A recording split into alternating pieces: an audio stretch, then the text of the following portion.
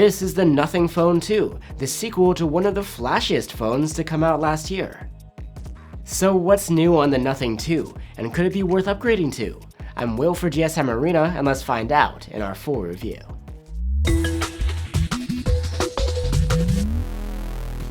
The Nothing Phone 2 is a premium upper mid-range phone, and like the Nothing 1, it brings nice specs and a unique design. The two phones look very similar, with a glass back dominated by the arrangement of bright LED LEDs. The back is again transparent, so you can see some of the internals. It's very slightly curved, and the flat aluminum frame offers a bit of grip. This time around you get IP54 rated ingress protection, which is a bit more than the IP53 on the Nothing 1.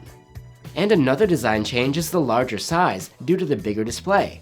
It's a 6.7-inch LTPO OLED with a 1080p resolution and a 120Hz refresh rate. Because of the LTPO tech, the refresh rate is even more adaptive now, able to dial down from a smooth 120Hz all the way down to 10Hz when idling, or even to 1Hz if the brightness is high enough. For some reason though, there's no support for high frame rate gaming here. The Nothing 2's display is also brighter. We measured a maximum of about 500 nits with the manual slider, and this can boost to around 1000 nits in auto mode if you need it. And besides that, the Nothing 2's display is sharp, contrasty, and color accurate. It has Gorilla Glass protection, and it supports HDR10 Plus video as well as 10-bit color. A nice showing. For audio, the Nothing 2 has a pair of stereo speakers. They have very good loudness, well-presented highs, and some bass too. If you'd like to hear for yourself and compare to others, you can check out the provided link. You can wake up and unlock the Nothing 2 with an under-display fingerprint reader. It's quite fast. And the phone can come with 128, 256, or 512 gigs of storage, but that's not microSD expandable. The interface of the phone is Nothing OS 2.0 on top of Android 13. It's customized, but still organized in a similar fashion to stock Android. There are quite a few custom widgets though, which match the overall look of the UI. You can use large folders to free up space on your home screen, while still having quick access to the apps. Or you can do the opposite, and blow up an app icon to widget size. Most system apps provide quick shortcuts if you tap and hold on them. And for software support, Nothing promises 3 years of OS updates and 4 years of security patches. Now let's talk more about the Nothing 2's Glyph LEDs. Just like before, the glyphs can light up to let you know about incoming messages, calls, and notifications. They blink in different patterns based on different ringtones, and you can assign these based on notification type and individual contacts. Something new though is the Composer feature, which lets you create your own custom ringtones and patterns. The glyphs can also give you status updates for things like the volume, or a meter while you're charging the phone. You can also use the glyphs as a countdown timer. And they support integration with certain third-party apps as well. One of the biggest upgrades on the Nothing 2 compared to the previous model is the new chipset. Rather than an upper mid-range Snapdragon 778G+, now there's full-on flagship silicon, a Snapdragon 8 Plus Gen 1. Nothing claims that the performance is up to 80% better now, and the Nothing 1 was no slouch. As expected, in benchmarks the Nothing Phone 2 blows its predecessor away, earning scores on par with last year's Android flagships. It's only really bested by the new flagships sporting the Snapdragon 8 Gen 2. And on top of the great peak performance, the thermal management and sustained performance are respectable too. The Nothing Phone 2 has a larger battery capacity than the Nothing 1's, 4700 mAh versus 4500.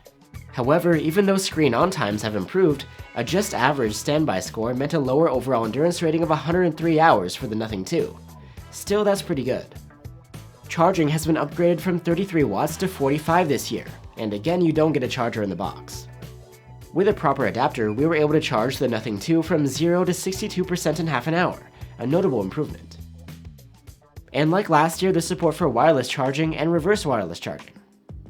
Now let's go over the cameras. The Nothing 2 has a 50 megapixel main cam and a 50 megapixel ultrawide, pretty much the same as last year. However, there is new processing on the Nothing 2 and we like it. The default 12.5 megapixel photos from the main cam are excellent, with plenty of detail and balanced sharpness. We like the natural looking rendition of fine details like foliage. The colors are likable, the contrast is high, and the dynamic range is wide but not over the top. There is a 2x zoom on the viewfinder sourced from the main cam. These look nicer than a simple crop and upscale, with decent detail and sharpness. The other qualities match those of the default photos. Portrait mode shots are just alright. The subject is well exposed and looks good, but the separation from the blurred background can be off, especially around hair or complex backgrounds. In dark conditions, the Nothing 2 will automatically use night mode processing. These shots from the main cam are great.